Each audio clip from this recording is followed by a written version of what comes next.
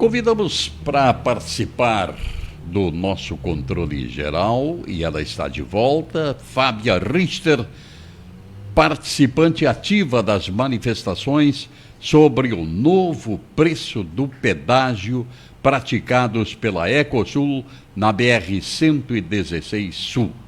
Preços abusivos com os quais não se concorda e contra os quais nos insurgimos. Qual a sua avaliação do movimento? Bom dia, Fábia.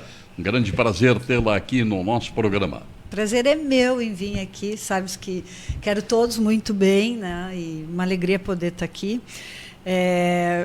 Olha só, o movimento, eu falei abertamente aquele dia, quando eu tive a oportunidade de falar, né? Foi um ato numa guerra, né? Foi um momento de uma batalha onde nós vamos enfrentar aí uma tormenta, né? Uma guerra, que vai ser no judiciário, principalmente, mas as pessoas me perguntam muito, vai dar certo? E eu digo sim, vai dar, nós vamos conseguir. Com todas as forças vivas envolvidas, com diferentes instrumentos jurídicos, né, que isso a gente tem um campo enorme que nós podemos atualizar as pessoas, né, doutor Danilo, do quanto que é difícil essa seara, mas importante é que a gente chame atenção para o problema. E isso nós conseguimos. Sabe que quando terminou o movimento, e eu que participei várias vezes de movimento em torno da BR-116, eu fiquei com uma dorzinha, porque eu entendia, nós tínhamos panfletos, nós tínhamos que ter dado uma passada ali mais perto para entregar para as pessoas que estavam passando, enfim. Mas nós já estamos organizando aí adesivos, como aquele que fizemos, né, contra pedágio caro, para a gente colocar nos carros para circular aí no estado todo, né, no país todo, contra o pedágio caro. E aí nós vamos estar organizando um outro movimento aí. Quando terminou, eu fiquei assim, puxa vida, não sei, estava calmo demais, né? Foi muito calmo. Mas depois, com a repercussão, acho que todo mundo que colaborou em acionar os seus contatos com a mídia, a RBS TV sempre ajudando bastante a região, foi muito importante, mas nós tivemos a participação também de outras emissoras, e sim, foi muito bom. Para um primeiro ato, para um movimento de guerra, foi bom. Está iniciada o combate, né? Tenhamos que ser bastante combativos, porque o inimigo é austero. A batalha não é fácil.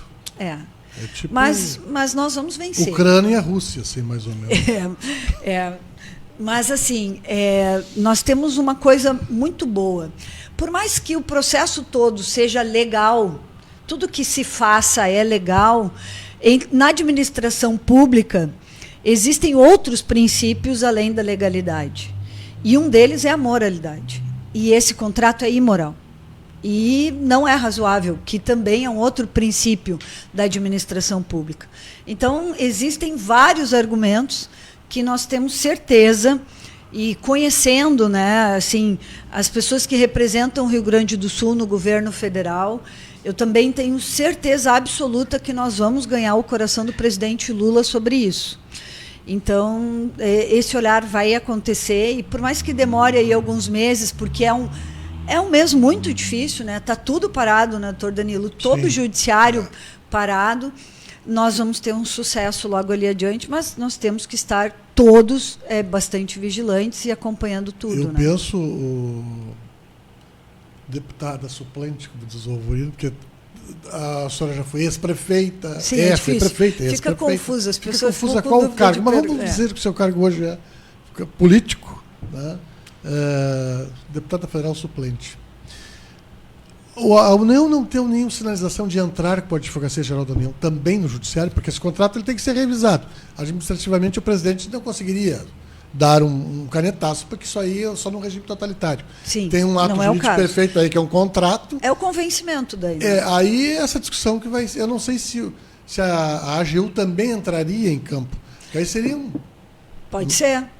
Porque seria um nós sonho. Estamos comentando em off aqui com o município de Rio Grande. o jurídico da Procuradoria entrou com um mandado de segurança na Justiça Federal, que eu entendo que é competente, contra a Ecosul, né, evidentemente com o do reajuste. Isso. E a gente está aí na expectativa de uma liminar favorável, que eu acho que abrangeria só a 392 e não a BR-116 e nem a 471, não tenho certeza.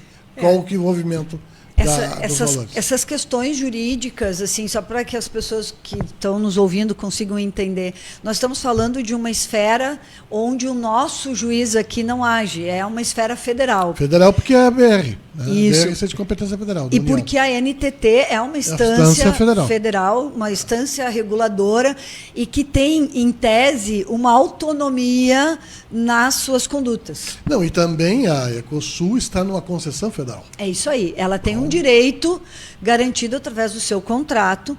E isso não, mas que eu a gente digo que ela está é uma empresa particular que está numa concessão federal. A competência é a isso Justiça aí, Federal. Exatamente. É. Então a gente tem que trabalhar com uma ideia de tudo aquilo que está próximo a essa instância, né, federal. A AGU, com certeza, tem uma ação muito boa dos deputados federais no TCU. Que aí já é administrativa, não, judicial. É isso. Que aí eu entendo que uma liminar administrativa, eu não lembro assim de uma ação semelhante.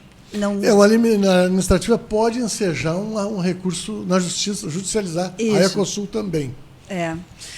Mas a gente já sabe que a Ecosul está preparada para brigar por isso, né? Resta que umas horas antes do movimento ali em Rio Grande acontecer, um juiz determinou que não poderia ser feito próximo ao pedágio, né? Para que não o direito de ir e vir, inclusive foi na Justiça Estadual essa decisão. Isso foi na Justiça Estadual. Mas eu confesso que eu fiquei bastante surpresa. Mas ele não impedia o evento, ele apenas não queria que ficasse junto à praça. Isso. Mas acho que também por medo de depredação, né? Mas nós aqui estamos tranquilos, longe, inclusive, do pedágio, né? Foi longe do pedágio. 1 quilômetro do pedágio, mais ou menos, do início da concessão. Foi um marco de início, onde inicia a concessão. O fato é que os instrumentos jurídicos para dar conta disso, eles são variados, e a gente tem, assim, uma gama muito grande de opiniões, né? E aí, assim, o importante, e eu tenho feito essa fala com recorrência, é que se haja, que não se fique só no campo das ideias, porque essa era uma briga que eu tinha na duplicação da BR. O contrato parou, bom, onde é que parou, com quem parou, está em cima de que mesa, vamos ir atrás, porque é muito ruim tu ver as pessoas dizendo, não. Ok, tem que ter um discurso forte, tem que ter um posicionamento forte, mas a gente precisa ir atrás de ações. E eu penso que essa é uma tarefa que eu não tenho assim, nenhum medo de dizer que eu sou uma chata, incomodativa, que já tenho uma fama de ser chata nesses lugares, né, por tudo que a gente já trabalhou com a duplicação. O Ministério do Transporte já sabe da nossa chatice e a gente vai continuar incomodando com a chatice de costume. E pode não gostarem, mas a gente vai incomodar bastante numa expectativa aí, porque eu tenho uma preocupação, Sr. Alvorino, muito séria. Eu tenho muito medo de uma licitação nova. Porque se ela for feita na modelagem que essa existe, nós vamos continuar com um pedágio caro. Tem que mudar o modelo. Tem que mudar o modelo. Daqui a pouco tira até as cancelas. Por quê? Porque nós temos muitos quilômetros com as duas rodovias e, na modelagem, o técnico que pensou no projeto financeiro, ele, em momento algum, pensou o quanto que abalaria a economia. Ele não tem, e se tem, é de um impacto que não demonstra a realidade. Então, nessa modelagem, nós precisamos ou dividir em duas concessões, e aí eu não me sinto capaz nem de opinar, porque isso é altamente técnico, e quem teve a oportunidade e a sorte de aprender com o BNDES, quando nós capitaneamos de uma maneira extremamente inovadora, vocês vão lembrar o projeto da iluminação pública, que nós estávamos trabalhando com um consórcio para todo mundo conseguir ter a iluminação pública através de um grande leilão, como outras capitais fizeram, e a gente ia fazer algo regional, que era um projeto extremamente inovador, que depois acabou morrendo. Quem conviveu com o BNDES em grandes projetos, grandes concessões, tu te dá conta o quanto que o modelo a ser aplicado traz ou não os players, né, os interessados naquele projeto. Então, o que eu estou querendo dizer para que a comunidade entenda é que se nós não tivermos alguém muito técnico que estude a nossa concessão aqui, as 2 rodovias, e diga, olha só, sugiram ao Ministério do Transporte fazer assim, e com embasamento técnico, nós iremos dizer assim, precisamos ter a licitação, não pode renovar este contrato, mas nós corremos o risco da licitação sendo um valor ainda maior. Vamos só trocar o algoz. É isso aí. Mas eu acho que deveria trocar a modalidade, mas isso é 2 anos, né, deputado? Eu tinha uma defesa em 2019. 2026, parece. 2026. Eu tinha uma defesa em 2019, quando eles ofereceram o pedágio a R$6, de que valeria a pena prorrogar a concessão, porque eu entendo que nós tínhamos que baixar o pedágio naquele momento, já que valeria a pena. Agora a proposta é 11, e agora eu já acho que não vale a pena, e eu defendo, sim, uma nova licitação, mas com muito cuidado. Agora, não dá para esperar até 2026 pagando esse valor que nós estamos pagando. Eu não acredito em teoria da conspiração, sabe, senhori? Eu não acredito que existem pessoas muito maiores do que tudo, que querem destruir todo mundo. Não acredito nisso. E quando olho os filmes Vingadores do Futuro, eu acho que alguém que quer matar todo mundo é louco e tinha que estar internado, e que o universo conspira a favor dos bons. Isso não existe. Mas eu acho, sim, que existe um plano de algumas regiões desenvolvidas do Rio Grande do Sul de aproximar a eles a exportação. Por isso, todo um trabalho em torno do porto do Litoral Norte. Isso não é teoria da conspiração. Esse porto tem até um senador que é exatamente envolvido. É um projeto que tem muitas pessoas, universidades envolvidas com muita técnica e ousadia, que eles sabem ter. Nós não. Nós somos extremamente singelos. Não somos ousados nem inovadores. Que um contrato que existe desde 1990 e poucos... 98. Décadas. E não se fez nada até agora a respeito Agora, dessa questão. senhor Alvorino, eu que milito no campo da política, eu vou lhe dizer uma coisa.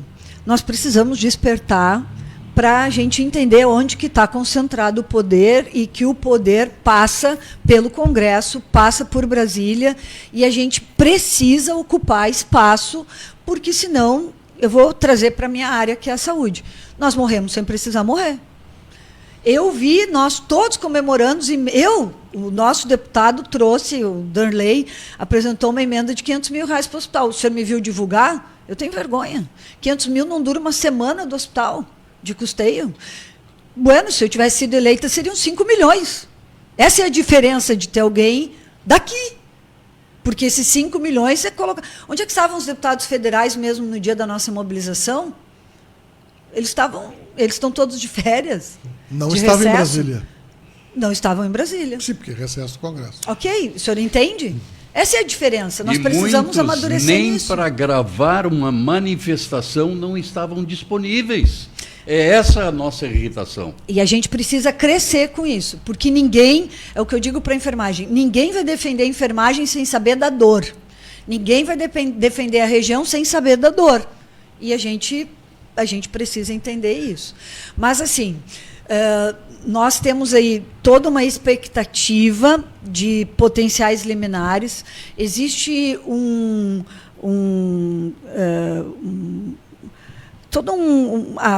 sindicato tem todo um processo, uma ação do Sindicato dos Transportes do Rio Grande do Sul, que tem uma grande representação da região sul do Brasil, que tem um processo uma ação contra o aumento do pedágio, o valor do pedágio, contra a concessão, há mais de 10 anos, e que teve uma movimentação no final desse ano. Então, nós temos orientado a todas as entidades a entrarem como amicus curiae, que eu acho que o doutor Danilo podia explicar de uma maneira bem clara para as pessoas o que quer dizer isso.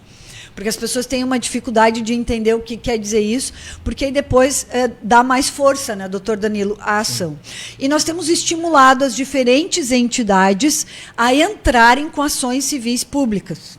Que isso, aí tem toda uma discussão do risco, porque tem uma tal de sucumbência, né, também, que acho que o doutor Danilo podia explicar. A sucumbência é mais fácil explicar, evidentemente, que é quando o perdedor paga as custas processuais e honorários de advocatício da parte E como contrária. o valor é muito grande, em Pode tese, ser de isso 10 seria a 20%, muito alto. e mais as custas, que os valores são altos. O valor da causa aí não é, gigante. É significativo. Então, até isso a gente tem dificuldade, mas nós temos assim trabalhado com a ideia de que realmente, puxando essa questão do princípio da razoabilidade, da economicidade, da moralidade, se tem argumentos para dar conta disso, né? E amicus curiae, pelo que eu aprendi pelas questões da enfermagem, quando tu pega todos os amigos daquela tua causa e vai lá e referenda e diz assim, isso aqui é importante para essa comunidade, para a minha entidade, e a gente mas fortalece aí tem que ver a ação. quem é a juíza, deputada, porque a questão e quais as instâncias que são ajuizadas, porque tem entendimentos diferentes. O princípio de convencimento do juiz, seja ele juiz de primeiro grau ou de segundo, como desembargador, muda. Então, tem uma série de questões. Como eu sou do campo do parlar, né? Sim. Embora eu não goste muito de parlar, sou mais de agir, tem que ter um convencimento, tem que ter visita, tem que fazer a pauta na mídia, tem que ir lá olhar nos olhos do desembargador, do juiz federal e tentar se for bem fundamentada a ação, que evidentemente é uma petição inicial que é feita, uma ação, ela, seja qual a forma, ela tem que ser bem fundamentada no aspecto fático jurídico. É o princípio para convencer o magistrado, né? A gente está torcendo para que isso dê certo. O senhor está convidado a nos ajudar nesse processo aí. Todas as cabeças pensam melhor do que uma só. Porque os entendimentos são variados, seu Alvorino. O problema é que é o contrato. E esse contrato é um ato jurídico perfeito de plano, né? Então aí tem que debelar isso aí. Bem, houve alguma manifestação? Houve a manifestação. Há alguma repercussão dessa manifestação já? Tem sim, tem. Mesmo sendo feito em janeiro, tudo em recesso. Não, mas foi bem bom. Nós tivemos primeiro uma repercussão da mídia ótima. A gente precisa agradecer muito. Por exemplo, eu fiz contato com a Jeane Guerra fez a conta no ar do quanto que estava fora da inflação. Falou em 10%. É uma loucura. Ela publicou na coluna dela e está à disposição para ajudar. Então, assim, teve uma repercussão muito boa. E nós chamamos a atenção e sabemos que o ministro Pimenta está com esse assunto na sua pauta. Isso me deixa muito feliz, confiante que ele vai nos ajudar muito. Mas eu não sei se vocês conseguiram ver o parecer da NTT para a concessão, quais os critérios que ela utilizou para a concessão desse percentual de 28,5%, em detrimento, por exemplo, de uma inflação de 10%. É que, na verdade, como não teve aumento em 2022... Sim, mas mesmo assim... 21 e 22, eles alegavam isso, que não foi cumprido, porque o aumento no contrato... E qual é o índice que é previsto no contrato? Pois eu não me lembro agora, mas não é os normais, né, que levam em conta a inflação. Exatamente. Como não é da minha área e eu tenho outros saberes que antecedem a isso, né, eu acabo que eu esqueço um pouco dessa nomenclatura, dessa linguagem, que é extremamente financeira, né? Se fosse PCA, isso seria comum, isso aí. Então é um outro indicador ali, e aí eles apelaram para isso e estava dentro do contrato, mas o que mais assim incomoda e indigna o cidadão é de que a reunião foi realizada no dia 23 de dezembro, numa reunião do Conselho virtual, com 10 minutos de reunião. Fala sério. Isso é indignante. Essas decisões são muito rápidas. E quem são os conselheiros da NTT? Eu não conheço todos. E qual a intervenção do governo federal dentro da NTT? Isso é bacana, né? Todo mundo ganha bem. Deputado, quem são qual a cota do governo governo federal dentro da NTT? Não sei, mas vou anotar isso para tentar descobrir. Vou descobrir o perfil dos conselheiros. Perfil dos conselheiros. Pois é. E, saindo um pouco dessa seara, quais as impressões que a Fábia teve sobre o ano de 2023 no país? Bom, eu gostei bastante de 2023, especialmente para mim, assim, foi um ano muito desafiador, né? Conheci a região metropolitana por dentro, assim, entendi que nós temos muito que melhorar na saúde. Inclusive, esse é um dos motivos que eu pedi demissão no Conceição, por ter de volta a liberdade de poder falar exatamente o que eu penso. E a gente, quando fala, né, em nome de uma instituição, ou está dentro de uma instituição, tem que ter todo um cuidado. E né? a senhora estava dentro de uma unidade de pronto atendimento. Exato. Que é gerida pelo Conceição. Gerida pelo Conceição, que é uma estatal vinculada ao Ministério da Saúde. Né? Então, tem que ter todo um cuidado, um respeito, enfim. E é muito grande. Com relação direta ao Brasil, né, eu entendo que o nosso Ministério da Saúde melhorou bastante. Né? Nós tivemos assim um outro estilo de visão, de gestão no Ministério da Saúde. Toda vez que se troca, que se muda, que é o primeiro ano, sempre é muito positivo, né? As pessoas têm grande expectativa. Então, nós tivemos um grande comportamento muito mais positivo do que negativo. Mas eu tenho uma natureza otimista.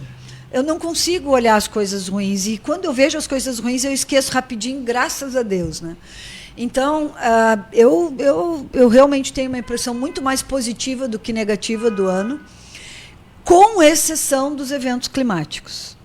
Eu sou uma pessoa muito preocupada com isso, sou uma pessoa que há muito tempo falo sobre isso, e tive 8 anos como prefeita, onde esse assunto de cuidar do meio ambiente estava em primeiro lugar na pauta. E a senhora está dentro de uma grande área de preservação permanente, que é o leito do Rio Camaquã. É uma das minhas grandes preocupações, tanto que acho que contaminei minha filha, que hoje é engenheira florestal. Né? E trabalha em combate a incêndio. Sim.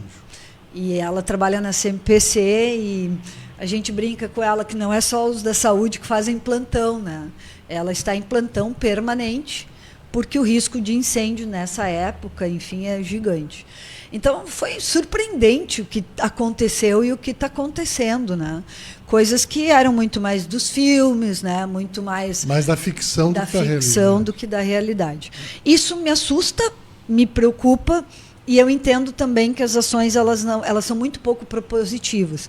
O que mais falta acontecer no mundo para a gente conseguir realmente ter ações fortes pelos países, né? Mas o nosso problema, deputada, eu vejo grande, é compatibilizar o meio ambiente com a economia. Exatamente, mas é impressionante como o poder econômico é poderoso, né? É muito poderoso. Muito poderoso. E não importa o lado que tu te vire, o poder econômico ele tem poder e é muito maior. É muito maior do que qualquer outro. Mas eu realmente acredito aí que a gente precisa lutar, não dá para cansar, não dá para descansar. E a gente precisa cada um fazer a sua parte, né? É porque não dá para olhar para fora e entender, porque fulano lá não sei aonde não fez certo. Se tu sai na rua e enxerga as pessoas colocando fogo em papel higiênico, colocando fogo na madeira, então cada um precisa fazer a sua parte, né? Ontem eu estava parado no estacionamento do supermercado aqui em Camaquã e veio uma pessoa com um papelzinho na mão. Uma propaganda, né? E aí eu fiquei olhando para ver o que ela ia fazer com o papelzinho na mão. Eu estava com tempo. Jogou fora. Ela tirou no chão. Por que ela não levou para casa e botou na seletiva? Botasse dentro do carro, né? Então, assim, é começar por nós. Cultura. É uma questão cultural. Alguém deve ter olhado Aquaman 2. Tem que olhar, seu Alvorino. Aquaman 1 e Aquaman 2. Meu marido odiou e eu adorei. É um filme que fala com, assim, calma, com alegria, da importância e da consciência das pessoas no diálogo, no amor e no cuidado com o meio ambiente. ele trata desse tema, do aquecimento global, do aquecimento dos oceanos. A gente não enxerga o mal que faz para os animais aquáticos e para o mundo aquático. E talvez isso nos responda de alguma forma, né, com as questões ambientais. Então, é isso, não dá para ficar no campo da ideia, a gente precisa ser proativo. Qualquer praia aqui de mar, a questão de a quantidade de lixo. Bom, Porto Alegre teve não sei quantas toneladas agora na virada. Foi. Bom, Camboriú nem se fala. Enfim, todas as praias aí e as capitais onde tiveram eventos, são toneladas e toneladas de lixos que as pessoas dispersam. As pessoas precisam lembrar que ser cidadão é primeiro fazer a sua parte, que ter ética é fazer tudo certo enquanto ninguém está olhando. E ser bom é ser verdadeiramente bom, não só ter discurso bom, né? Acho que é um pouco isso que falta. Perfeito. Conversamos no nosso programa com a deputada federal suplente Fábia Richter. Muito obrigado, Fábia, pela sua presença aqui mais uma vez no nosso programa. Me convide sempre, eu venho com muita alegria. Quero desejar a todos um feliz 2024, saúde e paz, que Deus nos cuide, nos guarde e cuida da sua saúde, porque tendo saúde o resto a gente faz a correria. Vai lá, compartilha, hashtag contra pedágio caro. Nós queremos que esse hashtag apareça bastante. Um abração.